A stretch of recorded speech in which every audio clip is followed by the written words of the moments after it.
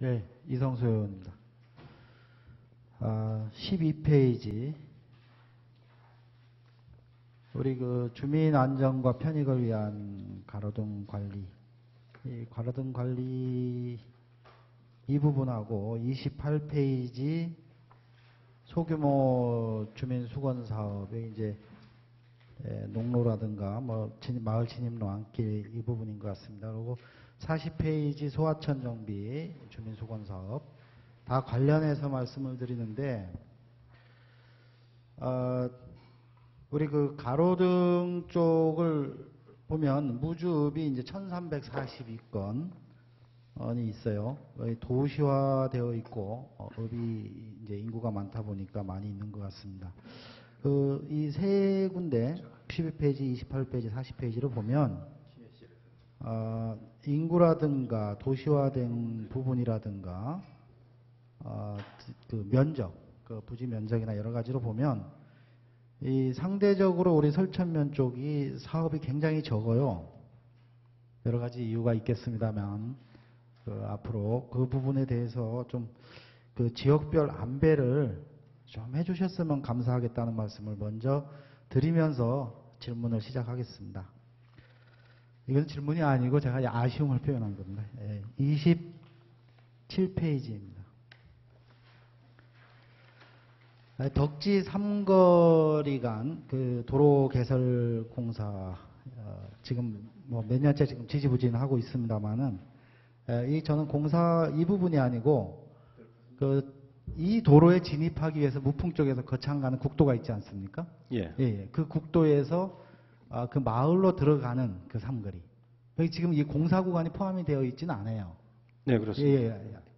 근데 그 부분이 뭐 과장님 많이 현장 가보셨겠습니다만은 한 번에 원스톱으로 꺾기가 되게 어려워요. 어쩌다가 보면 그 앞에서 속도를 한 뭐 5km, 10km 이내로 줄이면은 가능한데 그렇지 않으면은 아차 싶으면 다시 멈추고 후진했다가 이렇게 가야 되거든요. 그 부분의 선형 개선을 좀 해주셔야 되지 않겠나 싶습니다. 과장님 어떻게 생각하세요? 글쎄요, 지금 당초에 그 도로가 군도 성격이 아니었었습니다. 군도가 아니고 농어촌 도로였었는데, 그때 당시에 그 도로 개설할 당시에는 그 도로 규정이 그게 다 맞았거든요. 다 맞아서 그대로 시설을 했었는데, 지금은 이제 좀 군도로 성격이 되고, 국도와 연결 허가도 관계돼 있고, 했는데, 거기를 차라리 우리가 손을 댔으면, 법에 의해서 같이 하면 되는데 거기가 사업구간이 아니거든요. 아니어서 그런 그 의원님께서 말씀하신 사항을 하려면 추가적으로 저희들이 이제 사업비를 좀 확보를 해서 그걸 해야 되는 부분이거든요. 그래서 그 부분은 지금 글쎄요, 별도로 군비로 지금 시설을 해야 되는 그런 상황이거든요.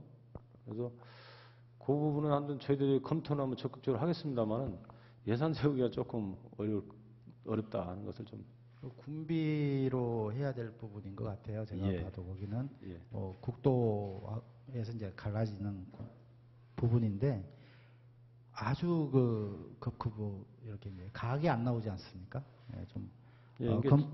적극적인 검토를 부탁드리고요. 처음에 가감석 차선까지 고려를 해서 시설이 됐으면 지금 와서 뭐 그런 불편이 없었겠는데 옛날에도 그런 법이 현재 있는 법대로 했기 때문에 이제 그런 결과가 왔는데 하여튼 검토를 적극적으로 하겠습니다. 그곳을 지나갈 때마다 참 아찔아찔할 때가 있습니다. 31페이지 군도 농어촌 도로 유지 관리 부분에서 여기에 나와 있는 것이 아니고요. 우리 그 설천면 벌안마을 있지 않습니까? 벌안선. 그 군도죠? 예, 맞습니다. 그 벌안선이 보면 굉장히 길어요. 보통 벌안마을까지 구산마을에서 한 4km 정도 되는데 그 국도에서 구산마을 들어가는 입구 아주 상수도 개설할 때부터 이제 군에서 약속을 해놓고 약속을 안 지키는 부분 최소한 차가 이게 교행이 될 수 있는 정도의 피하는 구간이라도 있어야 되는데 그런 구간도 없지 않습니까? 그 부분에 대한 도로 확장 공사가 좀 있어야 될 것 같고 구산마을에서 벌안마을 가는 곳에 보면 곳곳이 급크브예요. 그리고 방제마을 바로 밑에 보면 굉장히 그 겨울에 차가 여기 낭떠러지에 떨어질 정도 수준으로 굉장히 위험 도로입니다. 아주 그곳은 정말 너무 우리 벌안 방제 사시는 분들은 무주 군민이 아닌 것 같다는 느낌이 들어요. 그냥 뭐 방치되어 있는 그런 군민 같아요. 글쎄요, 근데 뭐가 의원님께서 문제가 그렇게 있나요? 예? 어떤 문제 때문에 그곳은 그렇게 방치되고 있죠? 방치된 것이 아니고요. 기왕에 뭐 옛날 얘기겠습니다만은 그 도로를 2차선으로 확장을 할 기회가 있었습니다. 기회가 있었는데 그렇게 못하고 겨우 콘크리트 포장으로 한 사건이 좀 있었습니다. 그런데 그 문제는 뭐 제가 깊은 내막까지는 말씀드리기는 좀 어렵고요. 그리고 저희들이 아무리 그 군도라지만 지금 18개 노선을 저희들이 이인국도까지 이제 관리를 하다 보니까 지금 도로정비원은 12명입니다. 12명에서 18개 노선을 관리하다 보니까 지금 현재 풀 깎는 것도 지금 제대로 다 못하고 있는 그런 시점입니다. 그래서 그 부분도 매년 한 번씩은 저희들이 이제 풀 작업은 좀 해드리고 있고, 그 다음에 위험하다고 그래가지고 건이 들어와서 한 몇 군데는 저희들이 수정을 해준 그런 예도 있습니다. 그 뭐 전혀 방치 놓는 그런 실정은 아니고요.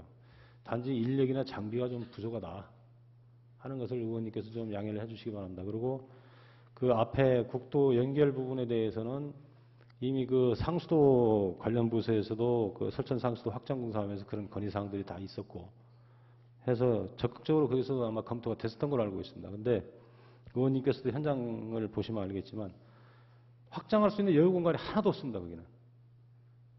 그래서 국토한테 저희들이 건의를 해서 거기를 1차로 확장을 더 해달라 해가지고 구산마을 앞에 1차를 더 확장을 해서 좀 그래도 편하게 이렇게 좌회전할 때 좀 위험성이 없게끔 그렇게까지는 시설을 했습니다만은 지금 실제적으로 그 입구에 들어가서 보면 좌우로 어디 넓힐 부분이 없어요. 그가.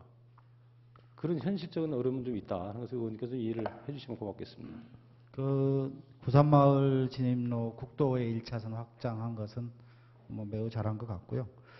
근데 지금 과장님께서 말씀하신 그 구산마을 그 상수도 확장하면서 무주군청에서 공문으로 그 도로를 확장해 주겠다는 약속을 했어요.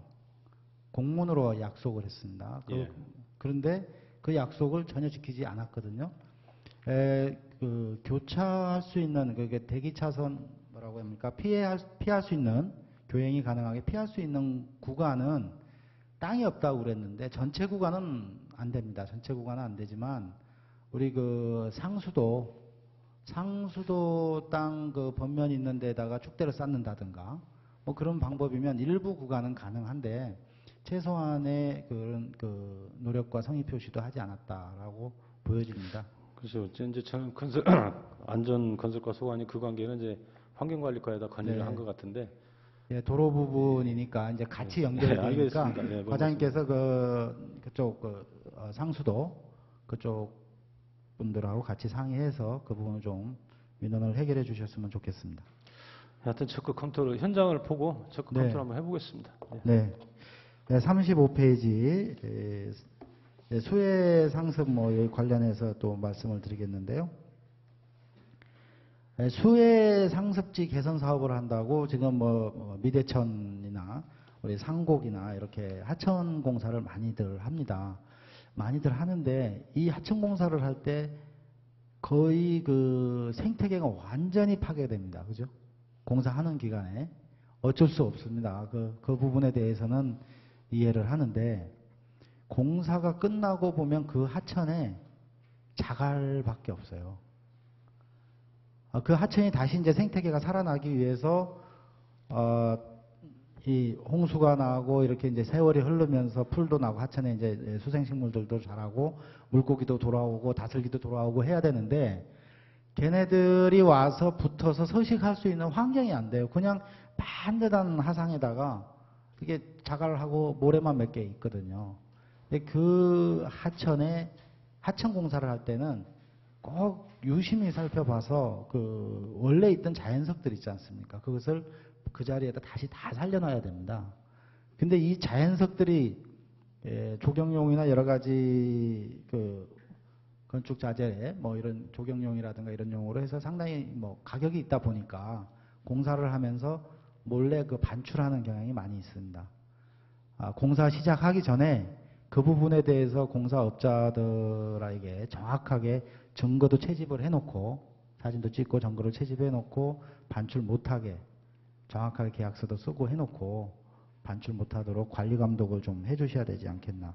그리고 공사가 끝나고 나서 그냥 한쪽 구석에 이렇게 대충 던져놓는 것이 아니라 물이 흐르는 곳에 얘네들이 작은 그 돌로 인해서 작은 보 같은 것도 이렇게 생기고 쏘도 약간 생기고 그 돌이 하천 바닥에 이렇게 놓여져 있어서 물고기들이 붙을 수 있는 피할 수 있는 그런 공간들을 조성해 주셨으면 좋겠습니다. 또 하나는 우리 그 행정사무감사 68번에 보면 이대석 의원님, 김준환 의원님께서 지적하신 사항인데요. 우리 구천동 지역에도 보면 바이크텔 뒤에 보면 그 버드나무가 그냥 굉장히 밀식을 해서 이렇게 자생을 하고 있습니다. 근데 그 부분이 바닥이 이제 안반이거든요. 안반 위에 버드나무가 밀식해서 자생을 하기 때문에 그걸 뭐 그쪽을 여차하면 큰 홍수가 나면 옆에 논으로 범람할 수 있는 그런 상황이 좀 되어 있어요. 또 이쪽에 맞은편에 있는 펜션 쪽에서는 개인 땅이라고 해가지고 축대를 쌓아서 이렇게 자기 땅 활용도를 높여놨지 않습니까? 그래서 하상이 실질적으로 좀 좁아진 그런 경향도 있고 그러다 보니까 그 버드나무들 때문에 그 보안마을 일대에 홍수 위험이 있다. 그래서 긴급히 좀 현장 점검하시고 그 부분을 좀 환경에 좀 신경을 써서 그 버드나무를 근본적으로 좀 제거를 해야 되지 않겠나 이런 생각이 듭니다. 네, 좀 답변을 좀 드리겠습니다. 현장 점검을 한번 부탁드리겠습니다. 지금 그 버드나무나 지금 뭐 갈대랄지 이런 부분들이 상당히 지금 하천에 많이 지금 자생을 하고 있는데요. 태풍 누사 때 하천 지침이 어떻게 내놨냐면 자연형 하천으로 좀 많이 해라. 그래서 아까 의원님께서 말씀하신 그 돌 같은 것도 좀 물에다 놓고 그래서 지금 현재 삼국천이나 미대천에 대해서는 거기에 있는 자연석은 저희들이 쓰질 않고 그 하천 물이 흐르는 곳에다가 지금 저희들이 돌을 다 놓고 있는 그런 실정입니다. 그리고 자연형 하천으로 만들라고 해서 버드나무나 갈대나 이런 부들이나 이런 걸 다 심어놨더니 지금 현재는 하천이 그냥 아주 자연형으로 아주 잘 됐습니다. 그래서 근데 문제는 이제 이게 홍수에 또 지장이 있죠. 지장 수목이 돼버려가지고 지금 저희들이 그것을 지금 하는데 상당히 골치가 아픕니다. 지금 하천 관리하는 데 있어서 예산도 좀 많이 수반이 될 것 같고. 근데 이제 금강 같은 경우는 저희들이 이제 대전관리청으로부터 이제 국비를 지원받아가지고 이제 수목이나 이런 거 좀 제거 작업을 좀 해주고 있습니다. 근데 근데 또 그걸 제거를 하다 보니까 또 환경단체하고 또 저희들하고 또 지금 이게 또 붙어요. 왜 자연형으로 잘 돼 있는 걸 왜 나무를 또 비냐. 이런 식으로 이제 저희들하고 좀 붙는데 그런 부분은 저희들이 이해를 좀 시키고 있습니다. 그래서 유수에 너무나 지장이 되면 유수 소통 지장목으로 해서 저희들이 제거를 할 수 있다. 법으로. 그래서 제거를 하는 상황이니까 이해를 해달라. 대신 뿌리는 건들지를 못합니다. 저희들이.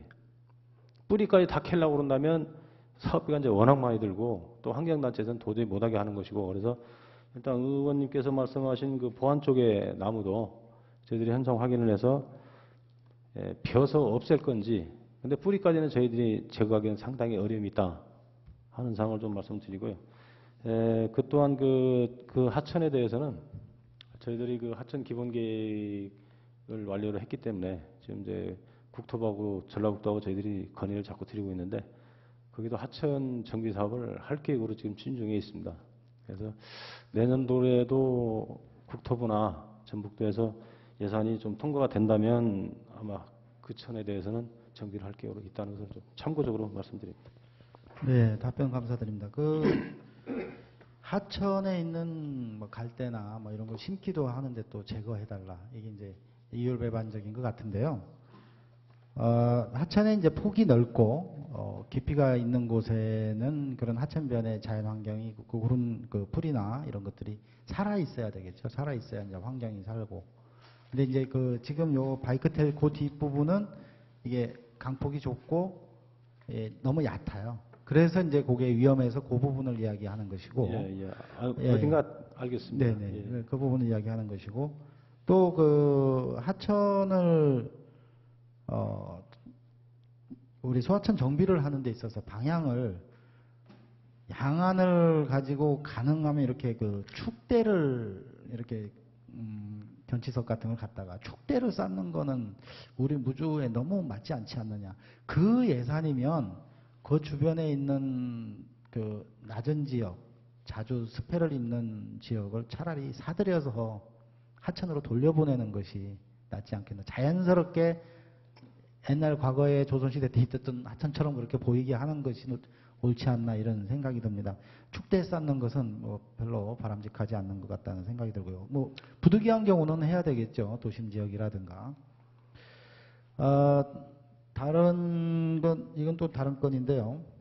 우리 무주군에서 할 일은 아닙니다만 건의를 하고 지속적으로 노력을 해 주셔야 할 상황입니다.